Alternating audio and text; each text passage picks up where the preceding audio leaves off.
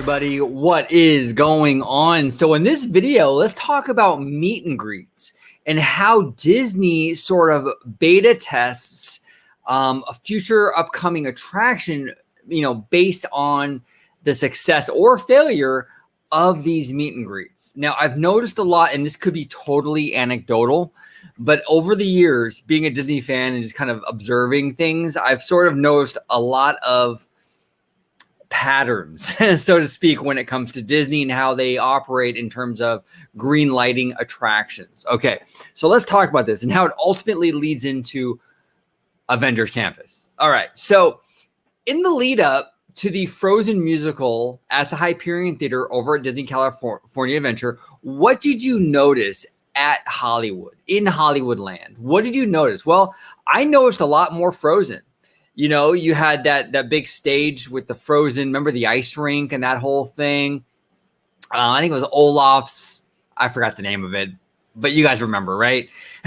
You noticed Anna and Elsa meet and greets over in the animation building, right? All these things were sort of being placed in Hollywoodland, right? Even that Frozen kind of, what was that? Like that after party thing. It was kind of like Tronica.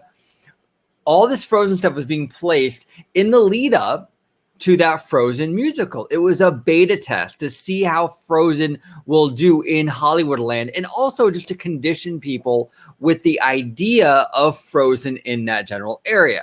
Another example, now we're going way back on this one, but the Disney Afternoon Live, which was in the early 90s, 91, I believe. It was in the Small World Mall right before Small World. And it was a temporary overlay, but it was very Toontown-ish. You can visit the characters from Disney Afternoon Live. And this was sort of like a beta test, in my opinion, for Toontown, because it was right in front of where Toontown was built. And it was sort of the same idea. Go ahead and Google it. Check out the images. It's Disney Afternoon characters in various like houses and, overlays and various meet and greets. Very much a beta test for Toontown and getting you kind of accustomed to the idea of these kind of characters in that back end of the park. Okay. Another example, Toy Story Funhouse. Again, we're going way back, you guys. Okay. Way back. But this was where the Red Rockets, or the Toy Story alien pizza places now, but they had a whole thing for Toy Story in that little area. Well, we all know what happened to we all know what happened to Toy Story in Tomorrowland eventually a few years later, which was the Buzz Lightyear Astro Blaster attraction. So these are just a few examples. I mean, I can go even further. There was a Tarzan like meet and greet area in Adventureland, in the general area of the treehouse before they officially transformed the Swiss Family Treehouse into the Tarzan Treehouse. So this kind of stuff happens all the time. And you're probably wondering, why am I even mentioning this? Well, I'm mentioning this because of this. And not just this, but this is part of it. You're still seeing a lot of Marvel meet and greet stuff being put into Hollywoodland. Now, before Avengers Campus opens, I sort of attributed this to the fact that they were kind of getting you accustomed, like the other meet and greets and stuff that I just mentioned, to the idea of a Marvel area right across the way. But they're still pushing Marvel in Hollywoodland very aggressively too, I might add. So you see here with the Miss Minutes, which is actually a great character from the new show on Disney Plus, which is Loki. But they're still pushing this in Hollywoodland. Why? Why do I believe this? Well, the same reason I believe it with these. They're beta testing. They want to see how well Marvel does in Hollywoodland. They're kind of getting you accustomed, kind of conditioning you to the idea of more Marvel in this general area. And what I think this means, these meet and greets, these continuous meet and greets, these Marvel meet and greets in Hollywoodland, what I think it means overall for the future of Hollywoodland is more Marvel.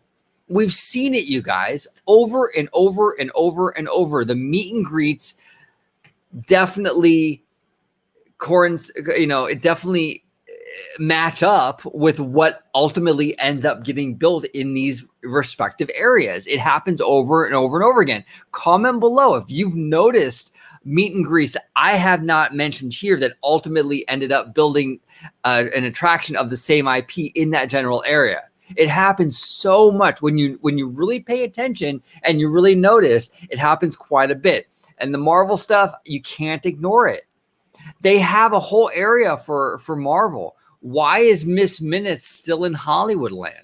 It makes no sense, other than the fact they want you to get used to the idea of Marvel in Hollywoodland, because more Marvel is coming to Hollywoodland. It's pretty obvious. It's pretty obvious. But what do you guys think? Am I nuts? Am I totally nuts? Or do you also see the connection here with the meet and greets and the beta testing of these meet and greets to what ultimately comes about for these respective lands? Love to hear from you guys. Like I said before, if you've noticed other meet and greets that have transpired and become permanent attractions, you know, in the past, please comment with them below. I would love to hear from you guys. Thank you all so much for watching. And as always, have a marvelous, marvelous day. Bye-bye, y'all.